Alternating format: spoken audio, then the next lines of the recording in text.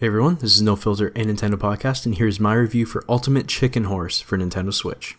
Ultimate Chicken Horse is a 2D platformer where you create your own levels and you try to sabotage your fellow players.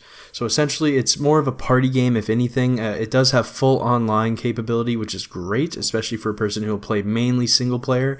So this was a lot of fun. And essentially, you play as some random, crazy character like a horse or a chicken or a raccoon or all this crazy stuff, and you're just basically running and jumping, and you just want to get to the end of a level, right?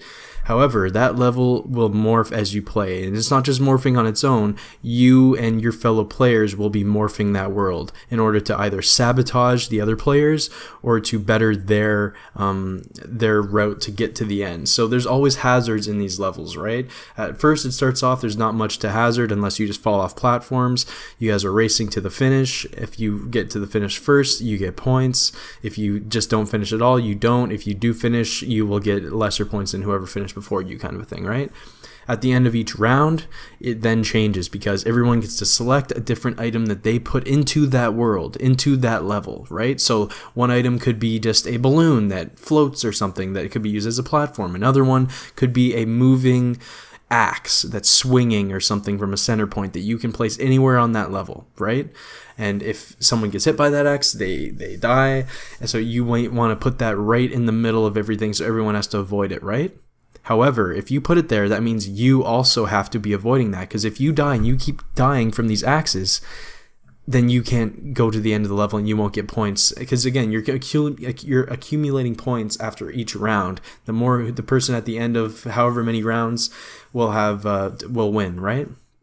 And so again, it's a lot of play about how much are you going to sabotage this level. Are you going to make it absolutely impossible so no one can beat the level, meaning that you might not win at all? Or how's that going to happen? Because this is another little element of strategy, is those elements that you put into the level. If you end up killing somebody with that element that you put in there, you get points. So I remember the first time I played it, the very first online match that I had with Ultimate Chicken Horse, a lot of fun, and I won because I placed these traps in the worst possible places, and everyone kept dying at the ones that I was placing, right? Including me, really. So some of the times when I wouldn't die, I would be getting some of these points because all these other people died, and then some of us were getting used to the level, right? Because you're playing the same thing over and over again with just little elements adding to it. So you kind of get in the rhythm of the level. It's like if you play a level over and over again, you're mastering the level, right? But these minuscule things are adding in, so you never are truly playing the same level over and over again. I'm sure I'm over-explaining everything like this right now.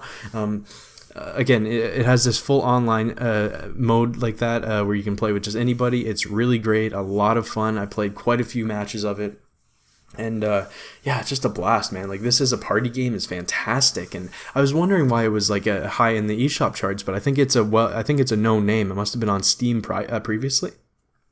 It does seem like it would have been a game on PC. And yeah, no, it's really great, guys. It feels good. The platforming's perfectly fine. Placing everything around is nice.